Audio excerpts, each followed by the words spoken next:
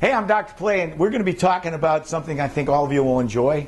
And the topic is, are you ready for love? Are you ready for love? I mean, guys, I'll tell you, a couple of weeks ago, I did a lecture about your hormones. And I talked specifically about several hormones that have to do with your susceptibility to being emotionally bonded to someone. Emotionally bonded to someone. So when I ask you, are you ready to be in love? The number one thing that I want to ask you is, are you emotionally available? Are you emotionally available?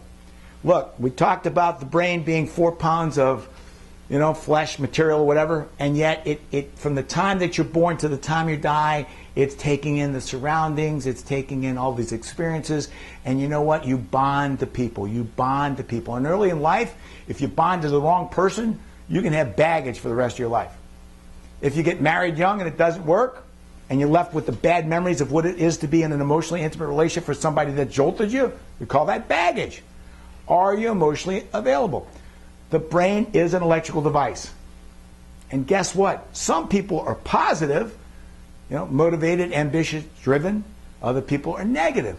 When a person has too much negative energy in them and life is filled with doldrums, life is filled with, sarcastic people that don't really care about me, you're really not emotionally available. You put boundaries up. There's this thing today about swipe right, swipe left. Why do you think that started? People are desperate to find someone to be with, to share space with. And they don't know how to do it. Why? Because we're so busy. We work 40, 50, 60 hours a week. When we go home, we're so tired, we don't want to call or text anyone. And we isolate ourselves. We move to some other place that has nothing to do with finding the right partner. Being emotionally available means, do you have enough space mentally? Do you have enough positive space that you can bring someone into your life and truly enjoy them? And to be frank with you, I run into a lot of people that really don't have room.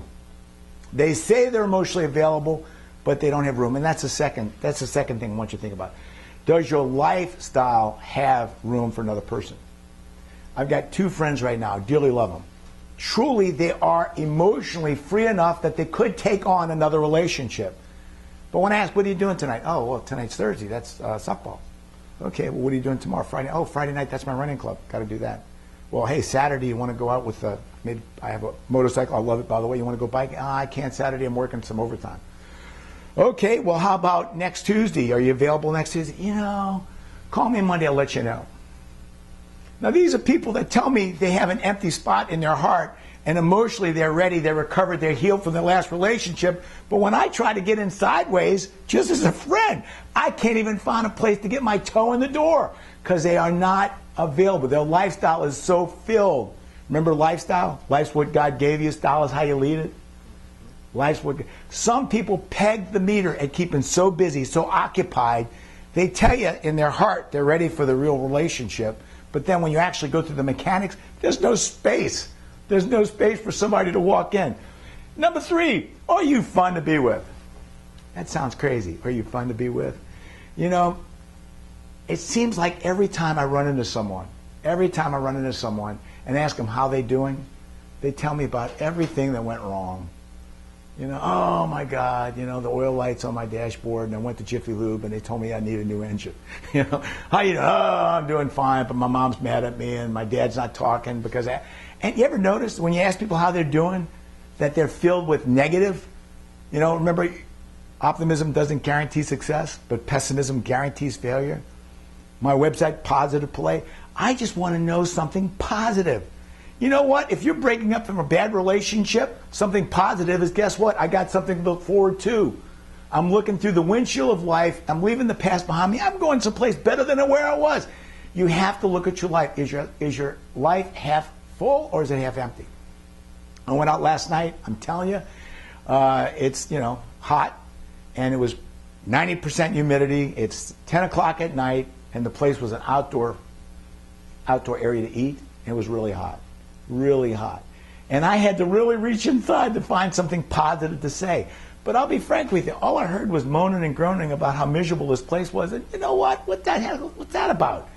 If you don't like where you are, move to something better. If you can't find something good in what's going around with you, then who's got the problem, you or it? Well, you do. That was number 3. Number 4, if you're really thinking about are you available for love, do your personalities complement each other? Personalities complement each other. one of the most important things I think you can do is personality testing. I really like the Myers-Briggs. If you're an extrovert and your partner's an introvert, that's a compliment.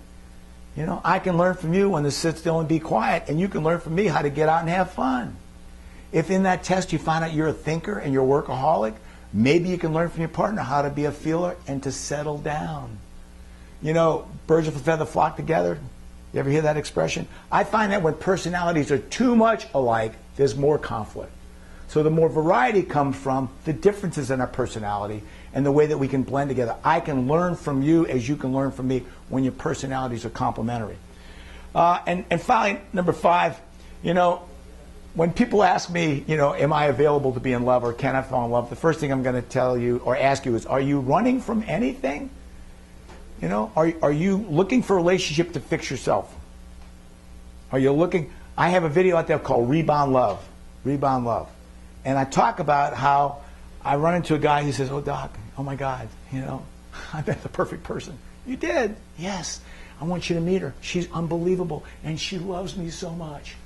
Now, from his perspective, all he knows is there's this person that has received him unconditionally because you're the best thing that she's ever met. And if you will, from the perspective of others that know both people, they see him a good guy, available, emotionally predictable, everything I just said. But what they see is, wait a second, she's not running to him because he's a good guy. She's running away from the other dude because he's an asshole. And we see that all the time. People going into relationships not because they chose that person, but because that person chose them. Does that make sense to you?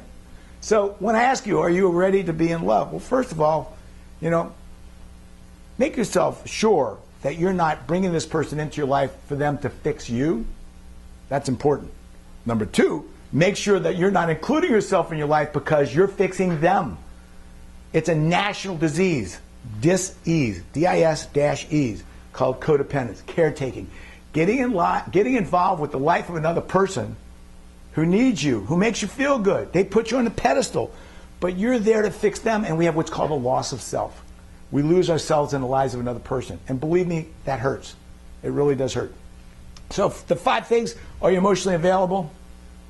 Are you emotionally available? Number 2, do you have room in your lifestyle? Number 3, do you know how to have fun and enjoy life? Number 4, are your personalities complementary? And number 5, you're not trying to fix them and they're not trying to fix you. Now, if you can answer all those and they're good, then I think, yeah, thumbs up, you're ready.